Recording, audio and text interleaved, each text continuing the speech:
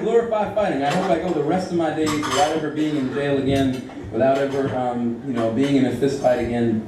I just laugh sometimes, though, when, in modern pop culture, you see like Tom Cruise in the hot movie of the summer, he like throws this choreographed punch and it lands cleanly, and the guy's like, ugh, and then throws this choreographed punch in return and hits him cleanly, and he's like, ugh, and then Tom Cruise knocks him out, and all of a sudden he's just like unconscious, Tom Cruise straightens his gear and like walks off into the next scene.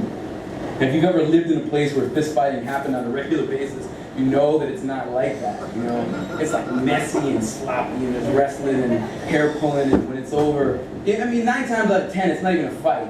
Maybe 8 times out of 10. 8 times out of 10, it's usually someone kicking somebody else's ass, you know what I mean? That's the reality of it. And either way, when it's over, it's ugly. There's blood and somebody missing a chunk of lip and everything. And at the end of the day, I don't want to come up here and necessarily read a poem about shitting myself in front of 80 strangers, but I think, there's a famous quote that goes all the way back. Nobody really knows who said it, who started it, but it says, the magic of poetry is that it speaks to a truth that goes beyond simple accuracy, And I think that's one of the most important powers of poetry, is to tackle the ugly stuff, make the ugly stuff as important as the beautiful stuff, and to not shy away from, the real. Hashtag the real. So, tough shit in the new manuscript. And this is another neighborhood poem.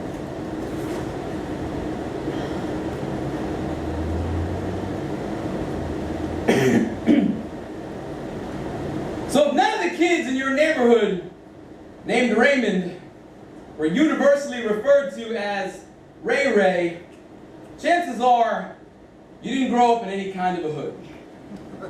If folks setting up lawn chairs on summer sidewalks because nobody has a proper backyard or porch is a strange sight. If there weren't 2 corner marts, 3 barrooms, and a liquor store within 5 blocks of your house. If none of the kids in your neighborhood ended up dating one of your friend's moms right out of high school.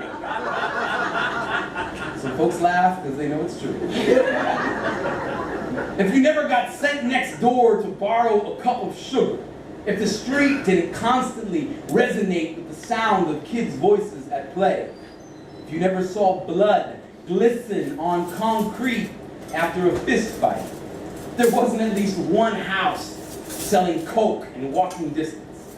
If nobody with fucked up parents was living at their best friend's house till shit either worked itself out or got a whole lot worse. You didn't hear auto locks click as soon as your foot touched pavement when your girlfriend from the other side of town's parents dropped you off at night. When I say that I came up poor, what I mean is I'm not a sucker. There's plenty of places without a lot of guns or gangs that aren't the country or the suburbs either. What looks like hood to some is home to somebody else. Conversely, what some fools think is hood ain't shit next to the hood, but I'll bet you 2 cardboard sleeves of government cheese, 1 box of powdered milk, and a donated Thanksgiving turkey that my team was down to jump anybody fucking with me who I couldn't beat up myself. That if I forgot to pack a lunch and didn't have any money, they'd give me half of theirs or help me steal something else. When the car door flew open and I fell out at 40 miles per hour, Ray Ray caught me by the shirt, my skull inches from the pavement. I returned the favor by forbidding him to kill himself, latched onto his torso like an anchor when he tried to jump. Thank you.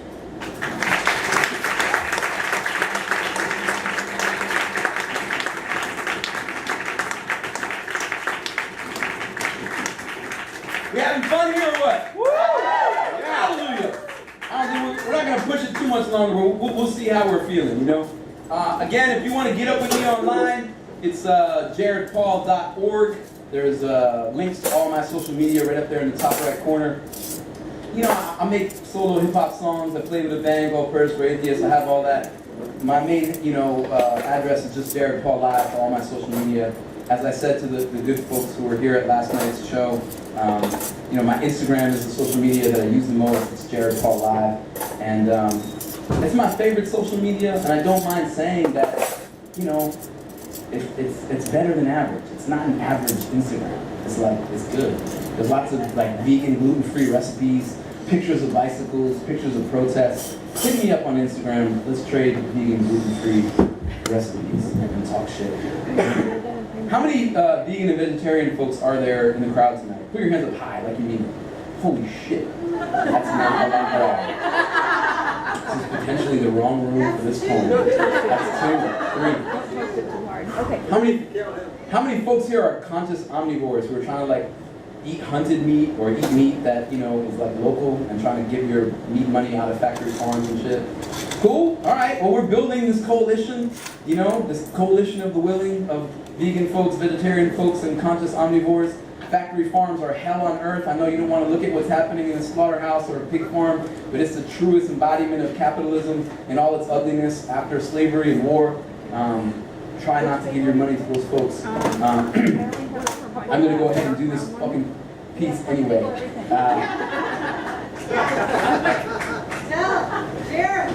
So when I was young, my sister and I would watch the classic holiday movie, A Christmas Story, over and over. All Ralphie, the main character, wants for Christmas is a Red Ryder BB gun. But no matter how many times he asks, he is repeatedly told, "You can't have one of those. You'll shoot your eye out." His mother warns him, his teacher too, even the mall Santa is in on it. In one scene, Ralphie's teacher hands back the Christmas essay in which he's described the gift he's hoping to receive with a C+ and a warning in red ink. "You'll shoot your eye out." Ralphie is so beside himself with frustration, he hallucinates his mother and teacher have conspired against him. They appear in his mind as the Wicked Witch of the West and an evil court jester, delighting in his rejection and singing, "You'll shoot your eye out, you'll shoot your eye out." This is important because for thousands and thousands of vegans and vegetarians out there, the question, what do you do for protein?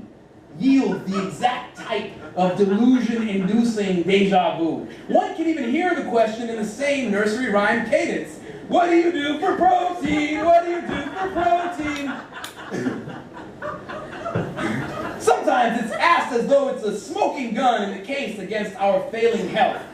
Some unseen glitch in the armor of vegan diet philosophy yet to be considered. I'm worried about your diet. I'd sure like to know what you do for protein. The sentiment is expressed with an air of casual concern, but we always feel a certain anxiety bubbling right below the surface. To us, it sounds much more like, "I'm scared. If you're right about this diet stuff, then I'm going to have to reconsider everything I thought I knew about food. And if I have to reconsider everything I know about food, then I have to reconsider everything I know about life. I don't want to talk about this anymore. Can't we just agree that being vegan is dangerous? I think it's time we add a little meat back into your diet, don't you?" Other times, it's a condescending alpha male inquiring, "I know you got it all figured out, wise ass. But let me ask you this. What do you do for protein?"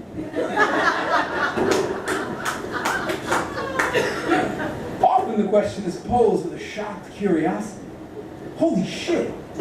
I just realized you're totally boycotting the building block of life. How are you alive? Is it magic? I mean, what do you do for protein?"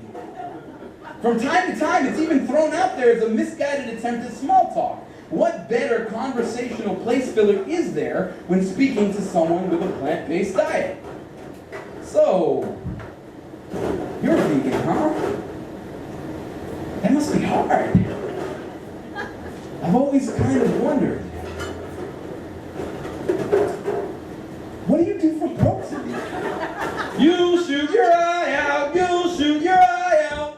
So here is the answer to the $10 million question. What do vegans and vegetarians do for protein? Black beans, brown beans, red beans, marble beans, lima beans, kidney beans, pinto beans, soybeans, soy milk, almond milk, rice milk, soy yogurt, hemp milk, chickpeas, hummus, tahini, lentils, peas, split peas, snap peas, tofu, tempeh, chia seeds, flax seeds, sunflower seeds, peanuts, cashews, almonds, peanut butter, walnuts, cashew butter, almond butter, sunflower seed butter, potato skins, quinoa, brown rice, avocado, spirulina, spinach, kale, broccoli, miso, and a whole bunch of other shit. Rest assured, curious uncles, overly aggressive girlfriends, fathers, offended grandmothers, CrossFit bros, teachers, Facebook trolls, coaches, dudes who watch too much Man versus Food, harassing me at the merch booth after shows, and whatever NSA agents might be perusing this document now, I get my protein. I got more protein than I know what to do with. I exceed the FDA recommended allowance every day of the week without even trying. There are vegan bodybuilders, MMA fighters, and triathletes. A deer doesn't need to eat meat. Doesn't eat meat, yet its leg muscles are strong enough to jump its full body weight over a 7-foot fence or literally kick your head off of your shoulders. There are completely vegan gorillas that weigh up to 400 pounds and can flip cars over by themselves. Hippopotamus jaws have been known to crush lion skulls like milk cartons. Elephants and rhinos have the raw strength to topple small buildings to the ground with nothing other than the steel in their bones and the sweat of their brow. No need to worry about us herbivores in the protein department. Levels are at an all-time high around these parts, I promise you. Don't even get us started on vitamin B. Power to the people.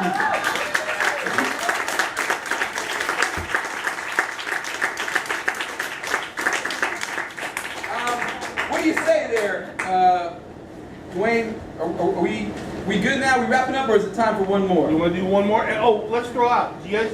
Sometimes she does a Q&A afterwards. Are you guys interested in doing a little Q&A there is afterwards? Yes or no? The most, Yes. the most suave thing that you can ever do in your featuring is pick up a folder full of your poems and drop it all over. I totally recommend you trying that. It's hilarious. If no one has any questions, I'm just going to read one last one.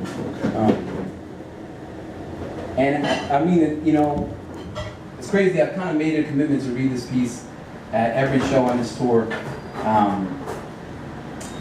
I've been involved in activism for the past 18 years. Environmental rights, anti-war stuff, civil rights. It's been a journey learning about my white privilege, my white hetero male American privilege, and learning that no matter how poor I grew up or how many challenges we faced, it ain't shit to what folks of color have to deal with in this country, what trans folks have to deal with, what gay folks have to deal with. Doesn't mean, acknowledging that white supremacy is real doesn't mean that, as a white person, you didn't work hard or that you're not a good person. We just have to accept the fact that as white people, to the white folks in the room, the white comrades here, it shouldn't make your heart clench up to acknowledge that white supremacy is real. It's a fact. It's not someone necessarily pointing a finger at you. And but we do have to acknowledge that we benefit. That we can't separate ourselves from it. We're always going to be a part of it. And in 2015, the best that we can do is not to try to deny it or separate ourselves from it. Is to understand it, to research it, to be the best comrades that we can be, and do whatever we can to dismantle it. In 2015, it's not enough to not be racist. It's not enough to not be homophobic, to not be transphobic. The great Howard Zinn said, you can't be neutral on a moving train. In 2015, white comrades, we have to be actively anti-racist. We have to be actively anti-transphobic, actively anti-misogynist, actively anti-sexist. And that's the only way things are going to change. Apartheid then, apartheid now, August 7th, 2014. 1. At first, racist and establishment liberals called Martin Luther King a dangerous man. It took so long to prove that Jim Crow was the opposite of equality. Today, even with the internet and decades of accumulated knowledge, why is it so hard to see that we cannot solve crime without first solving poverty? that having the largest prison population on the planet, 70% of whom are people of color, is the new plantation system. There are over 1 million people in prison right now for victimless crimes for infractions almost no white person would ever be charged for. There are activists of color doing time for the same social justice actions I take part in regularly. Slavery didn't end, it just got repackaged. 2, at first, South Africa's ruling elite and its white middle class called Nelson Mandela a dangerous man, labeled the African National Congress a terrorist organization, as did their US counterparts. It took so long for the world to take an honest look, to acknowledge the brutality, to call apartheid what it was, an intentionally racist system which denied people their rights and freedoms based solely on culture and the color of their skin.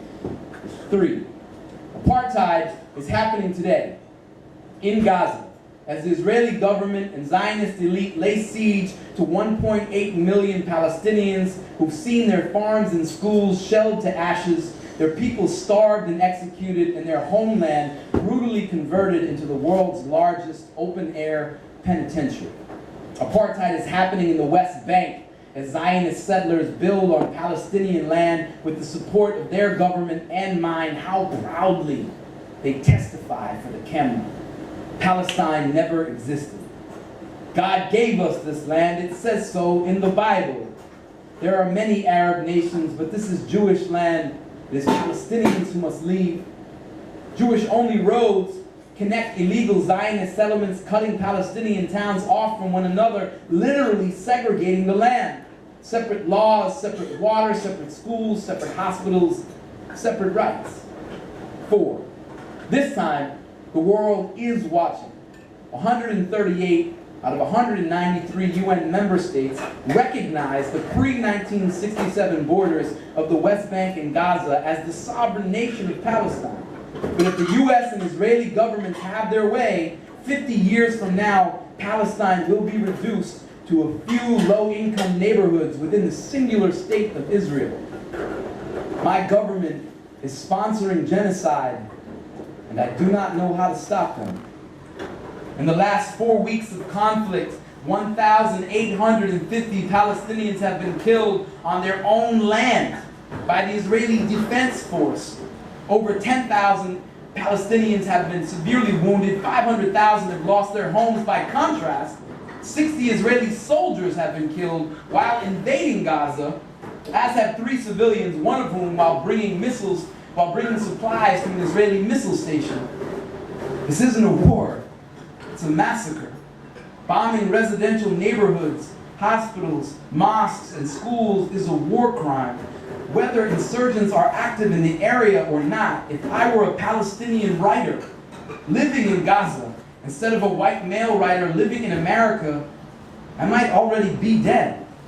If I were a black or Latino social justice organizer or citizen or any person of color living in South Providence, South Chicago, South Central, East St. Louis, Detroit, Oakland, Baltimore, New Orleans, Birmingham, or anywhere else in the prison state of my country, I might already be dead. Instead, I was born into citizenship and the empire's most highly valued pigment, gender, preference, and orientation, like winning numbers to a lottery, and never had to pay for or enter, drawn from a box stuffed full of tickets with my name on them. Thank you very much.